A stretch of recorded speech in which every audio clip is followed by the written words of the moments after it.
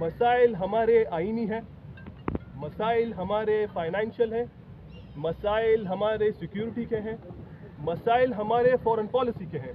मुझे बड़ी खुशी हुई कि आकिब भाई ने और ज़ैर शाह साहब ने गाज़ा की बात की। इस टाइम पे आप देख लें, फॉरेन पॉलिसी ले लेते हैं। हमारे केयरटेकर प्राइम मिनिस्टर हैं। केयरटेकर प्राइम मिनिस्टर पहले तो वो केयरटेकर है नहीं, अंडरटेकर प्राइम मिनिस्टर है, क्योंकि उनका काम क्या है?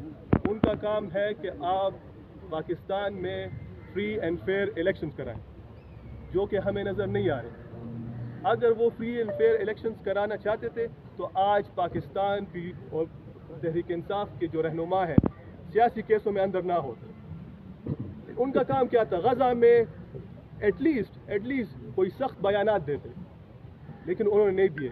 वो जनरल असेंबली में गए, उन्होंने वो बयानात नहीं दिए जो उनको देने चाहिए थे। सेल्फीज उन्होंने ज़्यादा खींची, वो हमें पता है, लेकिन वो बयानात नहीं दिए जो उनको देने चाहिए थे। फॉरेन पॉलिसी पे इमरान खान आपको पता है, यूनाइटेड नेशन जनरल असेंबली में उन्होंने क्लियर कट बयानात दिए थे, क्लियर कट, जिसकी वजह से फिर उनके खिलाफ ये सारी साजिशें हुई भी। दूसरा हमारा मसला आजकल क्या है? हमारा मसला है आईनी। पाकिस्तान में आजकल ना आईन है, ना लॉ है, ना ऑर्डर है।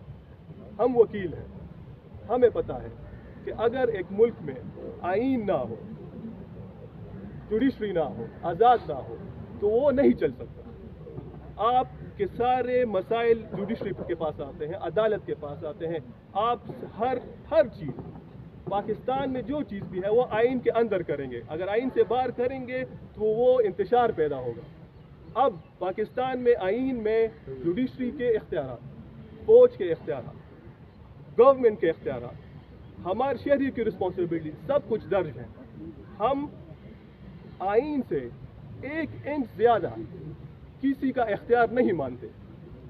जो भी आप करेंगे वो आप आइन के मुताबिक करेंगे।